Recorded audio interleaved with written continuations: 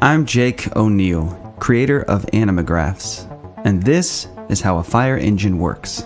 There are many possible model variations for different needs, so I've chosen to focus on a fairly standard pumper truck, designed to transport crew, tools, water, and pumping capabilities to the scene of an incident. First, let's have a look around the exterior.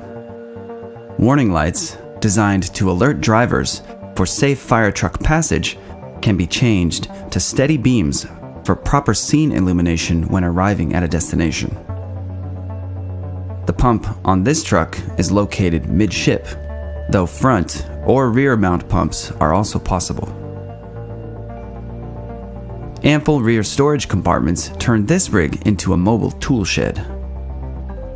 There are folding steps on the back for roof access, where the hose bed, ladders, and more tools reside. Coming around to the front, there's an electronic speaker for various warning sounds, a pre-connected hose for quick access when responding to smaller incidents like trash or car fires. There are loud air horns that can sound as needed by the driver, and a federal Q siren, which is a mechanical device that produces the classic familiar wailing sound.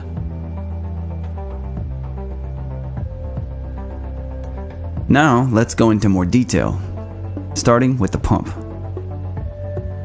Some pumps have manual controls for every task, especially older pump models.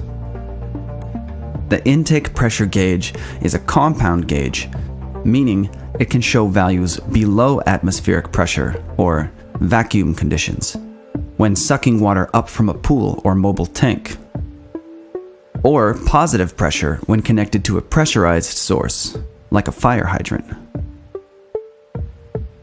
Since the truck's engine also drives the pump, engine temperature, RPMs, fuel, and oil pressure are monitored.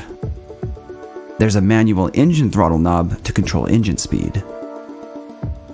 A master pressure gauge shows how much pressure the pump is producing combined with existing pressure from any incoming water supply. Various smaller pressure gauges keep track of the many outlets located around the truck, with their corresponding pull handles or levers to open or close specific outlets. There are knobs to divert some water for engine and pump cooling, as well as pump primer controls. The tank filler knob allows incoming water to enter the built-in tank. There's an air chuck connected to an onboard air compressor. A nearby radio and speaker provides communication to the pump operator, since they may not be able to see the fire scene from this side of the truck. Supplying sufficient water pressure to any number of outlets from varying supply sources is a difficult job that requires constant monitoring. So, pumper trucks may have different levels of automation to aid the pump process. A digital panel can automatically monitor engine vitals while also altering engine speed to keep pump pressure constant. Electrically controlled valves can automatically adjust to keep pressure at desired levels for specific outputs. And some of the newest systems are highly automated, allowing a crew member to divert attention to other firefighting tasks. This particular pump is a centrally located midship design. It's powered by the diesel engine through the drive shaft.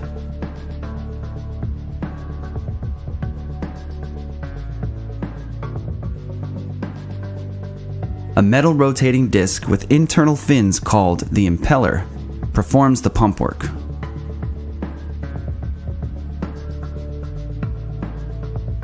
The pump is rated up to 3,000 gallons per minute, which is about 71 average-sized bathtubs full of water every minute.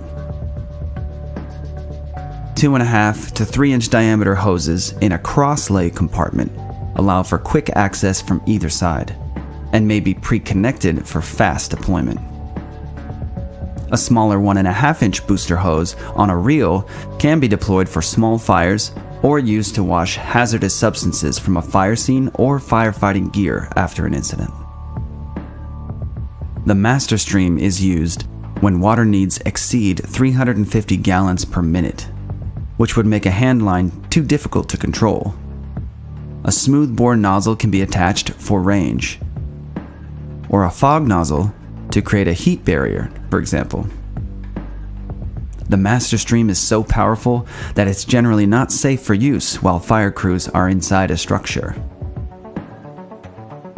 There are additional inlets and outlets on the other side of the pump, as well as the front and rear of the apparatus.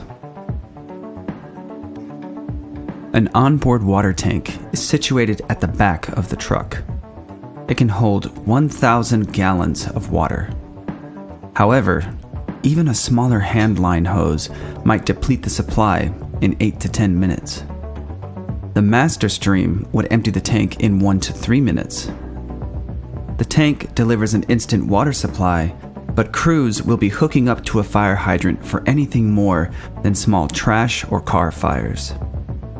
The interior of the tank is divided into sections with baffle walls to tame the sloshing water as the truck travels to and from an incident. Moving away from the pump, let's examine the rear storage area. Emergency response vehicles carry tools for the many different incidents they respond to. This truck has a basic tool selection to give you the general idea. Starting on the driver's side, there are assorted hose couplings and nozzles, and a concrete saw with gear and tool bags. The middle compartment has respirator masks, a so-called fireman's axe with the standard chopping blade on one side and a pointed instrument on the other for digging or prodding. A fireman's maul, which combines a hammer surface with a bladed side and a hook in the handle. A standard sledgehammer, and a pair of bolt cutters. The last compartment has SCBA, meaning self-contained breathing apparatus, oxygen tanks, and harnesses.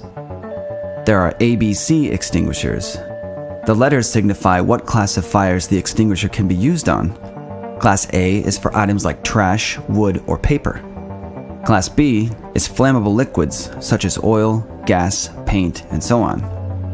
Class C is electrical equipment. The powder in these extinguishers doesn't conduct electricity, making them effective to fight electrical fires. In the passenger side compartments, we have more hose couplings and hoses. There's lockout and tagout gear for locking and labeling circuit breaker terminals or main water valves in a building to prevent tampering during or after an incident. Power tools, extension cords, air hose and pneumatic tools, various hydraulic spreading and cutting tools, sometimes referred to as the jaws of life. A purple K extinguisher, which is a dry chemical extinguisher especially suited for Class B or flammable liquid fires.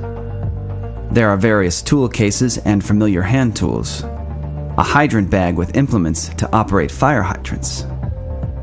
A high-rise kit for standpipe valves.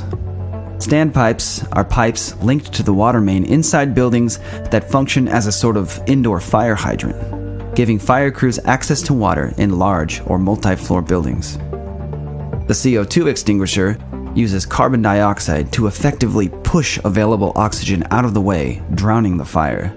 These extinguishers are used for electrical fires and sometimes liquid fires. A high-powered gas fan sits nearby, which firefighters place at doors or openings to remove smoke, heat, or other combustible elements from a building. On top, there's hose beds for storing various hose diameters and lengths. An average length of hose is 50 feet. A pumper might carry something like 800 feet of 2.5-inch or larger hose and 400 feet of 1.5 to 2-inch hose. For comparison, the standard city block in the US is 660 feet on one side. Also on top, there's ladder storage. On the driver's side, there are hard suction hoses for drafting. Drafting means pulling water from a standing water source, like a pool, pond, or portable tank. When multiple emergency vehicles respond to one incident, tanker trucks may deliver water to a portable reservoir that other pumper trucks can draft from. Now let's head to the front of the apparatus, inside the cab. The driver is tasked with safe driving to and from an incident. The large nearby switch bank governs many standard items you might find on a large truck of a similar size. There's also a push-button gear shifter.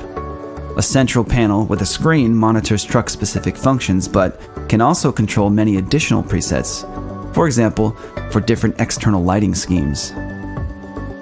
A pull cord sounds the loud horns, and a foot pedal controls the previously shown Federal Q mechanical siren. The driver uses the road to pump switch to safely engage the pump when the truck is stopped. The officer resides on the passenger side and handles things like siren control, external radio communications, the public address speaker, and command laptop. There's also an officer's side speedometer. Crew members sit in special fire seats with a bracket and support padding that allows oxygen canisters to be safely worn while riding to an incident. Brackets overhead stow firefighting hard hats. There are headsets for communication, handheld radios, and flashlights for crew members.